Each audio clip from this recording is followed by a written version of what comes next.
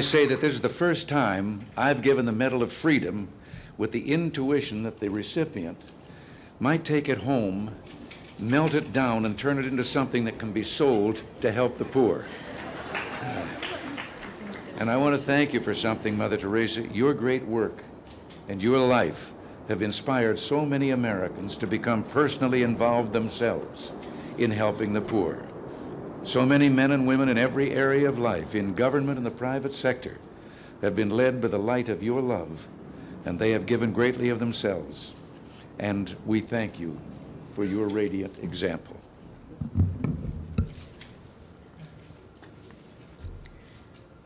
I am most unworthy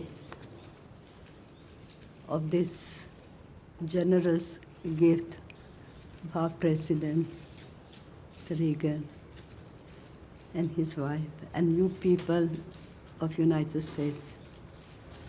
But I accept it for the greater glory of God and in the name of the millions of poor people, where this gift in spirit and in love will penetrate the hearts of the people. For in giving it to me, you are giving it to them, through my hands, with your great love and concern. I've never realized that you love the people so tenderly.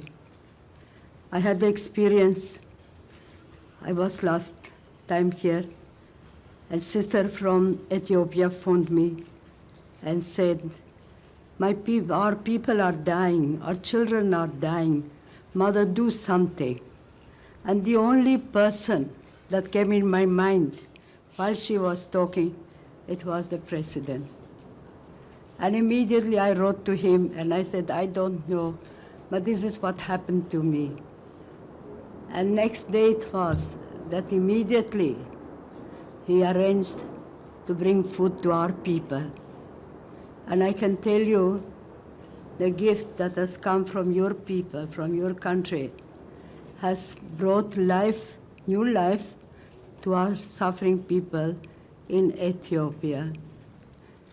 I also want to thank the families here in the United States for their continual and delicate love that they have given and they have shown by giving their children to become sisters and to serve the poor throughout the world. We are now all over the world and trying to bring the tenderness and the love of Jesus. And you cannot go where we go. You cannot do what we do. But together, we are doing something beautiful for God. And my gratitude to you, President, and your family, and to your people, is my prayer for you, that you may grow in holiness through this tender love for the poorest of the poor. But this love begins at home, in your own family, and it begins by praying together. For prayer gives a clean heart, and a clean heart can see God. And if you see God in each other, you will have love, peace, joy together. And works of love are works of peace, and love begins at home. So my sisters, brothers, and fathers, we are going, and all our poor people, thousands and thousands and thousands of people that we deal with, I bring their gratitude to you, and keep the joy of loving. Love them, begin in your own family first, and that love will penetrate right through the furthest place where no one has ever been. There's that tenderness and love of Christ.